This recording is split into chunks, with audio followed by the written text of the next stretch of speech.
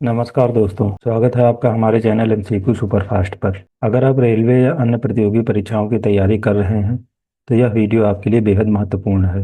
आज की इस वीडियो में हम बात करने वाले हैं केमिस्ट्री से जुड़े महत्वपूर्ण टॉपिक परमाणु संरचना तथा रासायनिक बंध यानी केमिकल बॉन्ड पर आधारित परीक्षाओं में बार बार पूछे जाने वाले प्रश्नों पर। इन प्रश्नों को बहुत ही आसान तरीके से विकल्प, सही उत्तर और छोटी व्याख्या के साथ साझा किया जाएगा, तो वीडियो को अंत तक जरूर देखें, क्योंकि आखिरी में कुछ ऐसे प्रश्न भी होंगे जो पिछली रेलवे परीक्षाओं में पूछे जा चुके हैं। चलिए शुरू करते हैं आज का पहला सवाल। पहला सवाल है, इलेक्ट्रॉन की खोज किसने की थी? Rutherford, Thomson, Chadwick, Bohr. सही उत्तर है option C, Thomson. J Thomson ने कैथोड किरण प्रयोग से इलेक्ट्रॉन की खोज की थी। अगला सवाल है, प्रोटॉन की खोज किसने की? Rutherford, Bohr, Thomson, Chadwick. सही उत्तर है ऑप्शन ए, रदरफोर्ड। रदरफोर्ड ने नाभिक की खोज के साथ प्रोटॉन की पहचान की। अगला सवाल है, न्यूट्रॉन की खोज किसने की? Rutherford, Bohr, Chadwick, Thomson. सही उत्तर है option C, Chadwick. James Chadwick ने 1932 में न्यूट्रॉन की खोज की। अगला सवाल है, परमाणु संख्या क्या दर्शाती है? न्यूट्रॉन, इलेक्ट्रॉन, प्रोटॉन, द्रव्यमान। सही उत्तर है ऑप्शन सी, प्रोटॉन। परमाणु संख्या प्रोटॉन की संख्या के बराबर होती है। अगला प्रश्न है, द्रव्यमान संख्या किसके बराबर है? Proton plus electron, proton plus neutron, electron plus neutron, केवल प्रोटॉन। सही उत्तर है option B, proton plus neutron. द्रव्यमान संख्या प्रोटॉन और न्यूट्रॉन के योग के बराबर होती है। अगला सवाल है, बोर मॉडल किस पर आधारित है? न्यूट्रॉन का नियम, क्वांटम सिद्धांत, गुरुत्वाकर्षण, थर्मोडायनेमिक्स। सही उत्तर है ऑप्शन बी, क्वांटम सिद्धांत।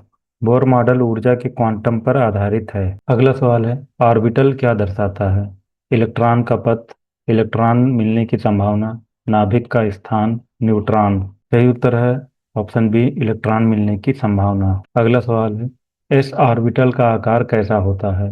डंबल आकार, गोलाकार, त्रिकोण, रेखीय। सही उत्तर है ऑप्शन बी, गोलाकार। एस ऑर्बिटल गोल आकार की होती है। अगला सवाल है, पी ऑर्बिटल का आकार कैसा होता है? गोल, डंबल, वर्ग, वृत्त। सही उत्तर है option B, dumbbell. P orbital dumbbell के आकार की होती है। अगला सवाल है, अधिकतम इलेक्ट्रॉन के शेल में कितने हो सकते हैं?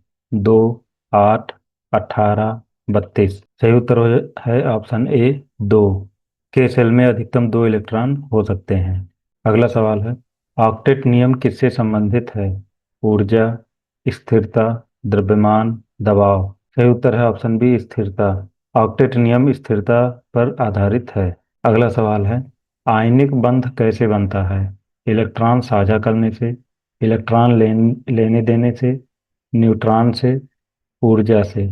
सही उत्तर है ऑप्शन बी, इलेक्ट्रॉन देने लेने से। आयनिक बंध का निर्माण इलेक्ट्रॉनों के लेन देन से होता है। अगला सवाल है, सहसंयोजक बंध कैसे बनता है? इलेक्ट्रॉन स्थानांतरण, इलेक्ट्रॉन साझा, न्यूट्रॉन, प्रोटॉन। सही उत्तर है ऑप्शन बी, इलेक्ट्रॉन साझा। सहसंयोजक बंध इलेक्ट्रॉनों के साझा करने से बनता है। अगला सवाल है, NaCl में कौन सा बंध होता है? सहसंयोजक, आयनिक, धात्विक, हाइड्रोजन। सही उत्तर है ऑप्शन बी, आयनिक। NaCl यानी सोडियम क्लोराइड में आयनिक बंध होता है। अगला सवाल है, H2 में कौन सा बंध है? आयनिक, सहसंयोजक, धात्विक, वांडर वाल्स। सही उत्तर है ऑप्शन बी, सहसंयोजक। हाइड्रोजन में सहसंयोजक बंध पाया जाता है। अगला सवाल है, विद्युत ऋणात्मकता किसे दर्शाती है? द्रव्यमान, इलेक्ट्रॉन आकर्षण, ताप, दबाव। सही उत्तर है ऑप्शन बी, इलेक्ट्रॉन आकर्षण। विद्युत ऋणात्मकता इलेक्ट्रॉनों के आकर्षण को दर्शाती है। अगला सवाल है, सबसे अधिक विद्युत ऋणात्मक तत्व कौन है? Oxygen, fluorine, chlorine, nitrogen. सही उत्तर है ऑप्शन बी, फ्लोरीन। फ्लोरीन सबसे ज्यादा विद्युत ऋणात्मक तत्व है। अगला सवाल है, धात्विक बंध किसमें होता है? अधातु, धातु, गैस, जल। सही उत्तर है ऑप्शन बी, धातु। धातुओं में पाए जाने वाले बंध को धात्विक बंध कहते हैं। अगला सवाल है, H2O में बंध का प्रकार क्या है?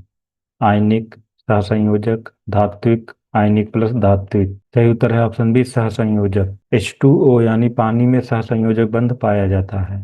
अगला सवाल है, वान डर वाल्स बल क्या है? मजबूत बंध, कमजोर आकर्षण बल, आयनिक बंध, सहसंयोजक बंध। सही उत्तर है ऑप्शन बी, कमजोर आकर्षण बल।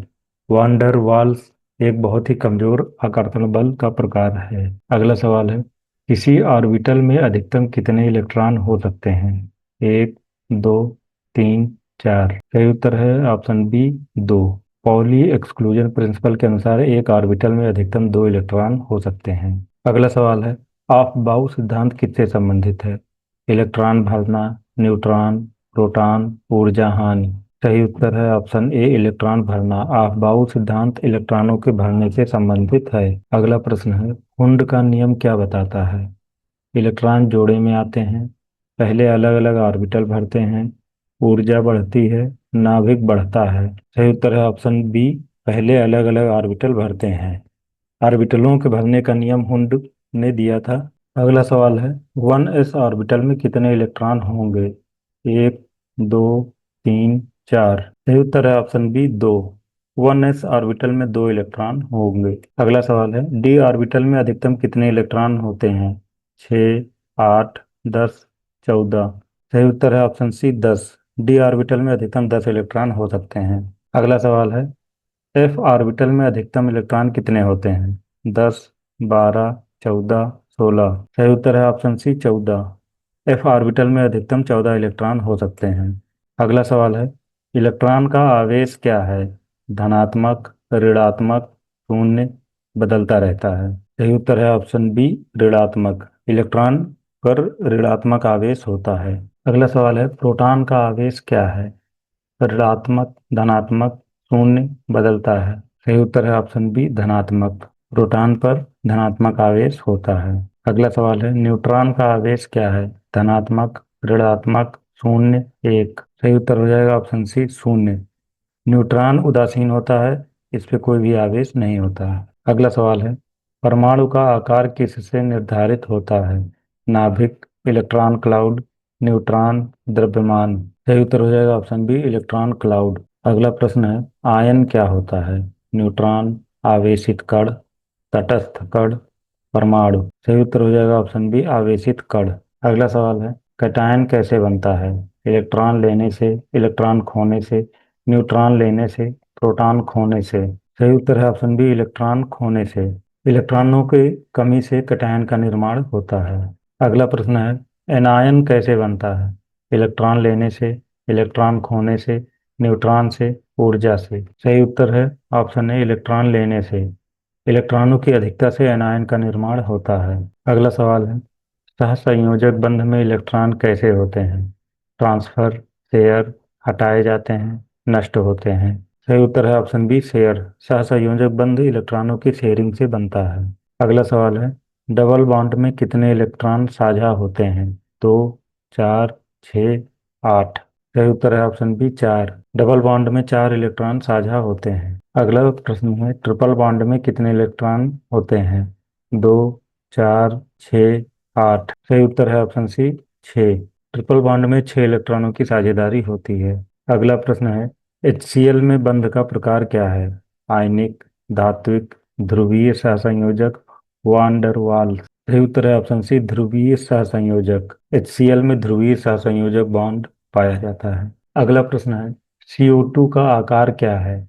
वी आकार, रैखिक, त्रिकोणीय, पिरामिड। सही उत्तर है ऑप्शन बी, रैखिक। कार्बन डाइऑक्साइड रैखिक आकार की है। अगला प्रश्न है, NH3 का आकार क्या है? रैखिक, पिरामिडल, समतल, वृत्त। सही उत्तर है ऑप्शन बी, पिरामिडल। NH3 यानी अमोनिया पिरामिडल आकार का है। अगला प्रश्न है, CH4 का आकार क्या है? रैखिक, चतुर्भुजी, समतल, पिरामिड। सही उत्तर है ऑप्शन बी, चतुर्भुजी। CH4 यानी मीथेन चतुर्भुजी आकार का है। अगला प्रश्न है, हाइड्रोजन बंध किस में पाया जाता है?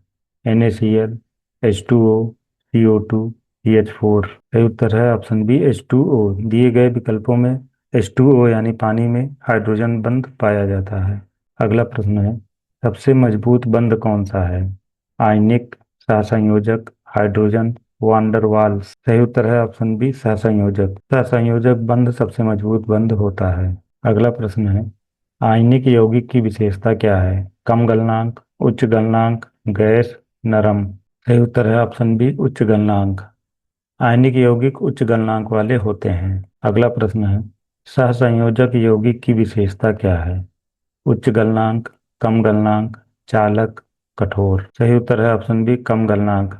सहसंयोजक यौगिक कम गलनांक वाले होते हैं। अगला प्रश्न है, धातु अच्छे चालक क्यों होते हैं? प्रोटॉन, मुक्त इलेक्ट्रॉन, न्यूट्रॉन, आयन। सही उत्तर है ऑप्शन बी, मुक्त इलेक्ट्रॉन। मुक्त इलेक्ट्रॉनों की वजह से धातु अच्छे चालक होते हैं। अगला प्रश्न है, इलेक्ट्रॉन विन्यास 281 किस तत्व का है? Sodium, potassium, magnesium, calcium. सही उत्तर है ऑप्शन ए, सोडियम। अगला प्रश्न है, इलेक्ट्रॉन विन्यास 287 किसका है? Chlorine, fluorine, oxygen. सही उत्तर है ऑप्शन ए, Cl यानी क्लोरीन। क्लोरीन का परमाणु क्रमांक है 17, तो इसका इलेक्ट्रॉनिक विन्यास हो जाता है 287। अगला प्रश्न है, ऑक्टेट नियम किसने दिया? Bohr, Lewis, Rutherford, Thomson. सही उत्तर है ऑप्शन बी, लुईस। ऑक्टेट का नियम लुईस द्वारा दिया गया था। अगला प्रश्न है, धातु और अधातुओं में किस प्रकार का बंध पाया जाता है? सहसंयोजक, आयनिक, हाइड्रोजन, कोई नहीं। सही उत्तर हो जाएगा ऑप्शन बी, आयनिक।